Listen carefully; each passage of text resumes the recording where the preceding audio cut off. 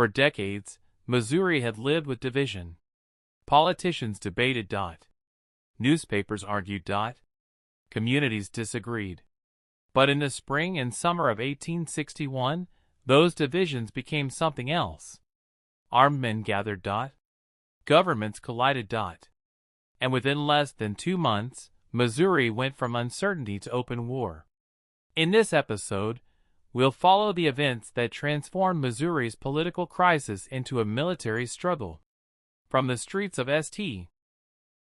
Louis to the fields around Boonville and Carthage, the fight for Missouri begins.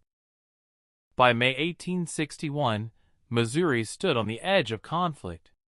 Governor Claiborne Fox Jackson publicly spoke of neutrality, but federal authorities increasingly believed the state government was sympathetic to the Southern cause. In St. Louis, Captain Nathaniel Lyon watched events closely. The city contained the massive federal arsenal, one of the largest collections of weapons west of the Mississippi.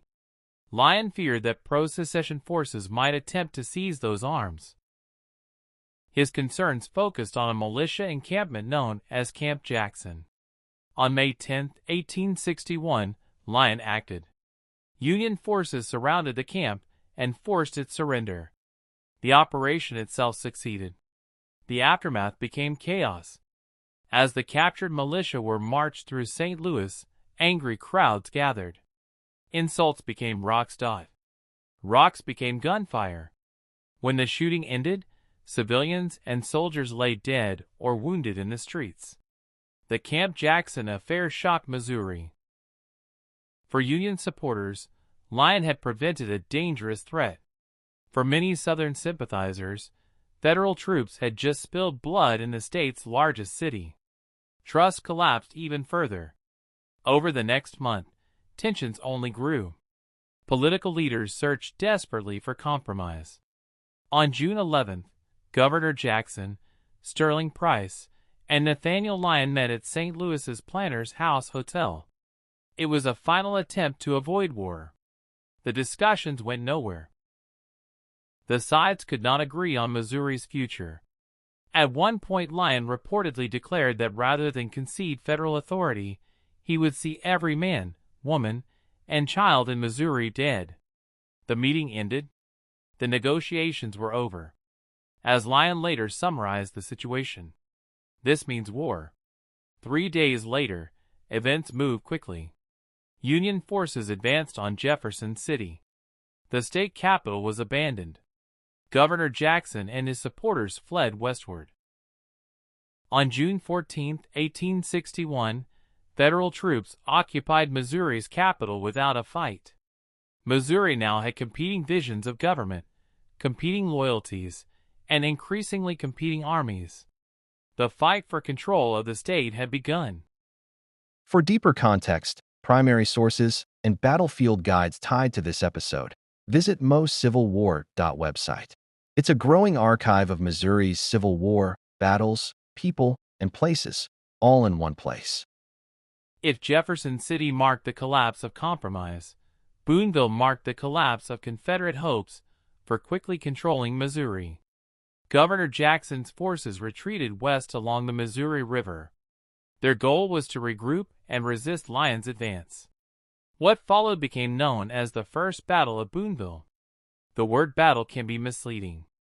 Compared to later Civil War engagements, Boonville was small. The fighting lasted only a short time. Casualties were relatively light. Yet its consequences were enormous. On June 17th, Lyon's forces attacked near Boonville. The Missouri State Guard was still organizing and lacked the experience and discipline of regular troops. As Union forces advanced, the State Guard gave ground. The engagement quickly turned into a retreat. Militarily, it was not a major battle. Strategically, it changed everything. The victory secured Union control of the Missouri River corridor. It forced Governor Jackson's government farther into the interior. It disrupted hopes that Missouri could quickly join the Confederacy as a functioning Confederate-controlled state. And it demonstrated one of Lyon's greatest strengths: speed. Again and again in 1861, Lyon moved faster than his opponents expected. At Boonville, speed mattered more than casualties. Missouri's future was being shaped not simply by who fought harder, but by who moved first. The battle was over quickly. Its effects would last much longer. Only 2 days after Boonville, another clash erupted in western Missouri. This time the outcome would be very different. The Battle of Coal Camp took place in Benton County. Unlike Boonville, this was not primarily a contest between organized armies. It reflected Missouri's internal divisions. Unionist home guards occupied the town. Many were German immigrants who strongly supported the Union. Pro-Southern forces moved against them. Before dawn on June 19th, they launched a surprise attack. The results were devastating. The home guards were overwhelmed. Many were killed, wounded, or captured. For Southern supporters, Coal Camp was an encouraging victory. For Unionists, it was another reminder that loyalties across Missouri were deeply divided. The battle also demonstrated something important.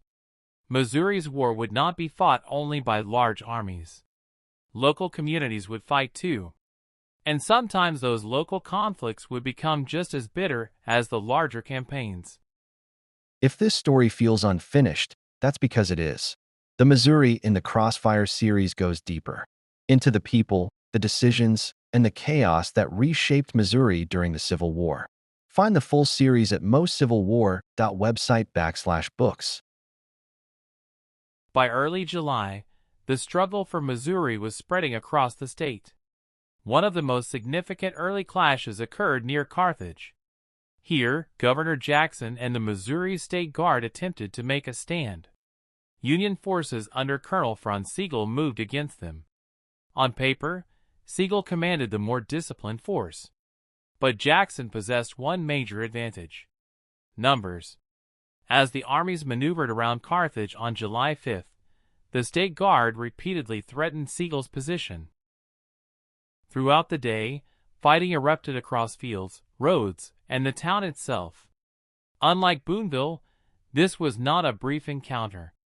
The battle unfolded as a running fight. Sigel gradually withdrew, while maintaining discipline and preventing his force from being surrounded. By the end of the day, Jackson's forces controlled the field. The Missouri State Guard had achieved an important symbolic victory. Yet the larger strategic situation remained unchanged. The Union still controlled the Missouri River. The capital remained in federal hands. And Lyon continued to move aggressively. Still, Carthage mattered.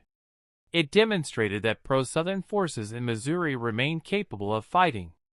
It boosted morale among Jackson's supporters. And it ensured that the campaign for Missouri would continue. By July 1861, Missouri's political crisis had become a military struggle. Camp Jackson shattered trust. The Planters' House meeting ended hopes of compromise. Jefferson City fell without a fight. Boonville secured the Missouri River. Coal Camp exposed Missouri's internal divisions. And Carthage showed that the fight was far from over. The question now was no longer whether Missouri would see war. The question was who would control the state. In our next episode, we'll follow that struggle to southwest Missouri, where Nathaniel Lyon and Sterling Price moved toward one of the most important battles west of the Mississippi. A battle that would leave Lyon dead, elevate Price to national prominence, and ensure that Missouri's war was only beginning. This is Missouri in the Crossfire. And Missouri is now at war.